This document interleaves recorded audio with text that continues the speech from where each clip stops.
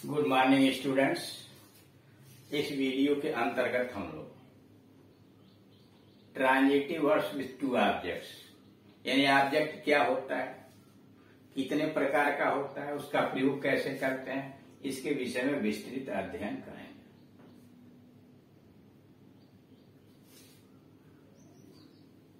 जब कर्ता के द्वारा किए गए कार्य का प्रभाव किसी और के ऊपर पड़ता है, किसी दूसरे नाउन के ऊपर पड़ता है, तो वह नाउन उस क्रिया का ऑब्जेक्ट कहलाता है और वह क्रिया ट्रांजिटिव वर्ब सकर्मक क्रिया कहलाती है।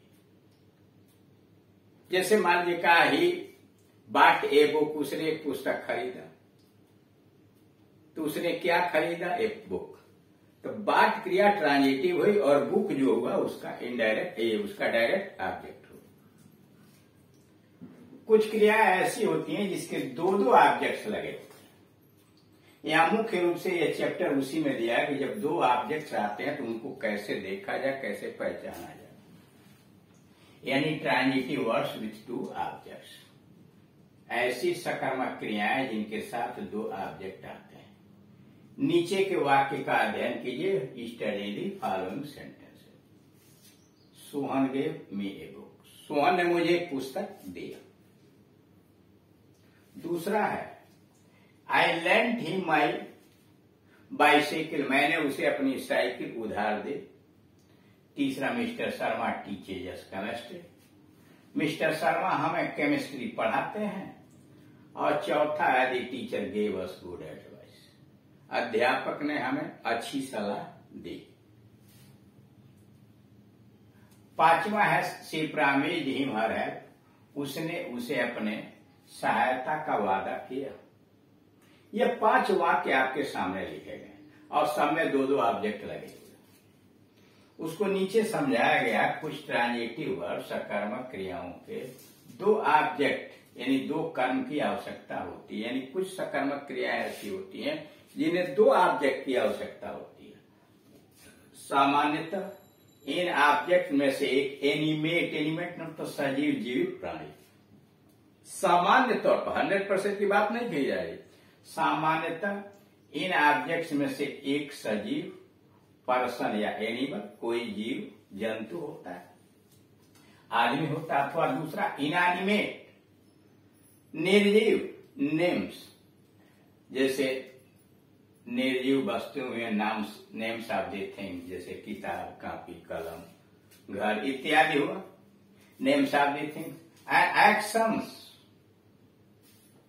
कार्य हुआ, बुक्स हुआ, लेटर हुआ, एडवाइस हुआ, हेल्प हुआ, यह होता है। यानी दूसरे ऑब्जेक्ट के जगह पर निर्जीव वस्तुएं होती हैं। निर्जीव वस्तुओं में जैसे नेम्स ऑफ थिंग्स है, एक्शंस कोई कार्य है, बुक है, लेटर है, एडवाइस है, हेल्प है, ऐसे। एनिमेट ऑब्जेक्ट को इनडायरेक्ट ऑब्जेक्ट कहते हैं। यानी जो जीवित प्राणी आता है उसे इनडायरेक्ट ऑब्जेक्ट कहते हैं और इनएनिमेट ऑब्जेक्ट को डायरेक्ट ऑब्जेक्ट कहते हैं। करा जो सजीव ऑब्जेक्ट होता है, एनिमेट ऑब्जेक्ट होता है, वही डायरेक्ट ऑब्जेक्ट कहलाता है। और जो इनएनिमेट यानी निर्जीव वस्तुएं होती हैं वह डायरेक्ट ऑब्जेक्ट कहलाते हैं। सामान्यतः डायरेक्ट ऑब्जेक्ट बेजान वस्तुएं होती हैं।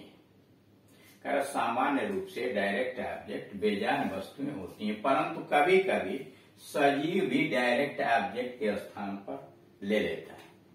यानी कभी कभी डायरेक्ट ऑब्जेक्ट के स्थान पर सजीव चीजें भी आ जाती हैं। जैसे राम गेव मी ए सर्वेंट। यहां देख रहे हैं राम ने मुझको दिया। मी इनडायरेक्ट ऑब्जेक्ट है, सजीव है, और यह सर्वेंट भी तो सजीव है। डायरेक्ट ऑब्जेक्ट के स्थान पर सर्वेंट डाल दिया गया। ये बुक हम डाल सकते थे, उसने मुझे एक किताब दिया, किताब हटा के सर्वेंट डाल दिया। सजीव सर्वेंट भी तो सजीव व्यक्ति ही होता है। हे बाट हिज सन एन एलिफेंट। उसने अपने पुत्र के लिए एक हाथी खरीदा।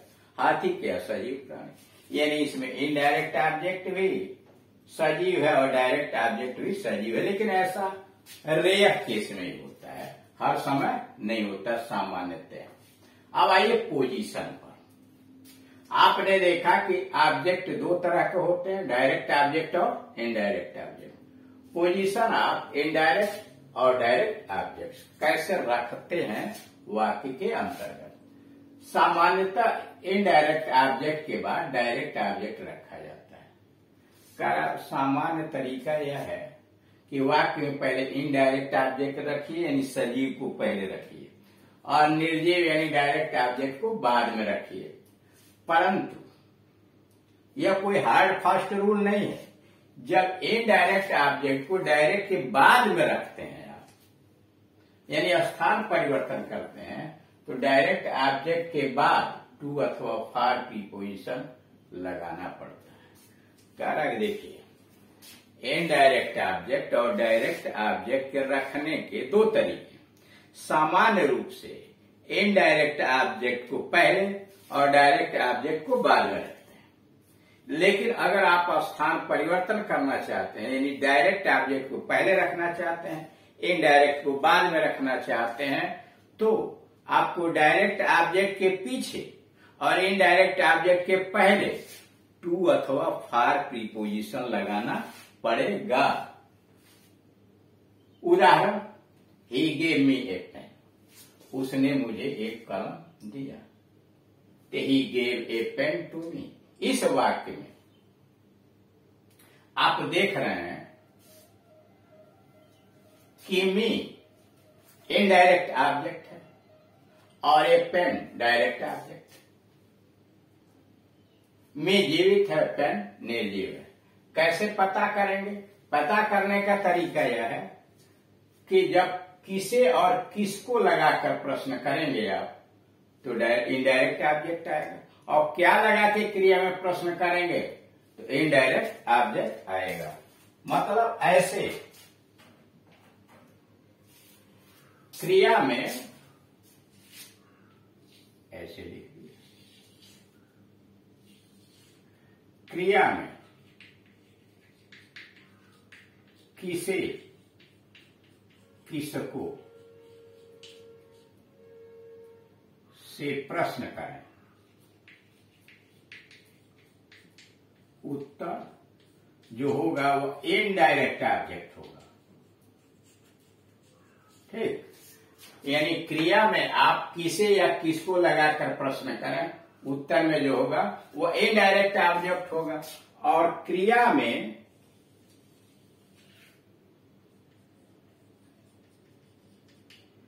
क्या लगाकर प्रश्न करें, उत्तर में जो आएगा वह डायरेक्ट ऑब्जेक्ट होगा।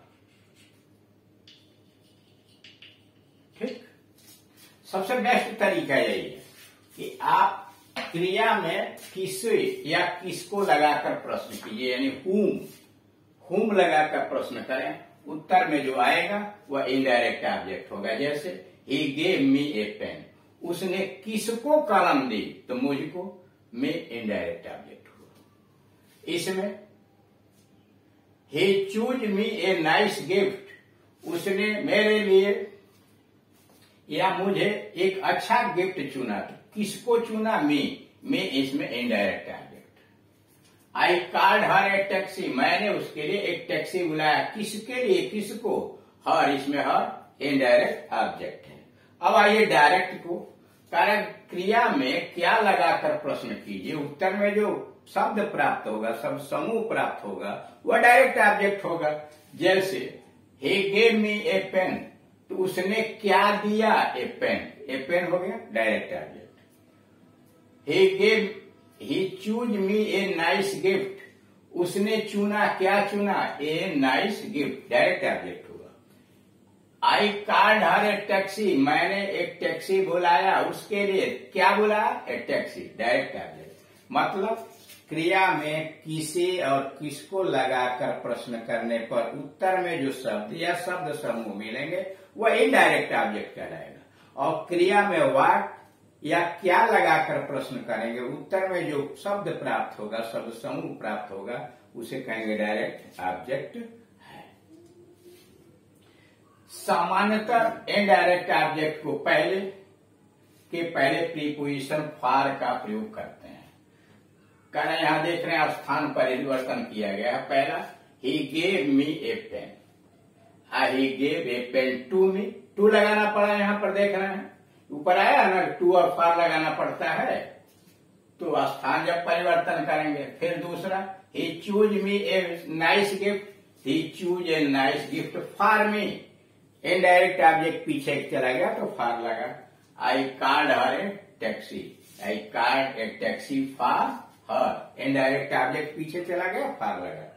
उसी को कहा जा रहा है कि सामान्यतः इनडायरेक्ट ऑब्जेक्ट के पहले प्रीपोजिशन फॉर का प्रयोग करते हैं।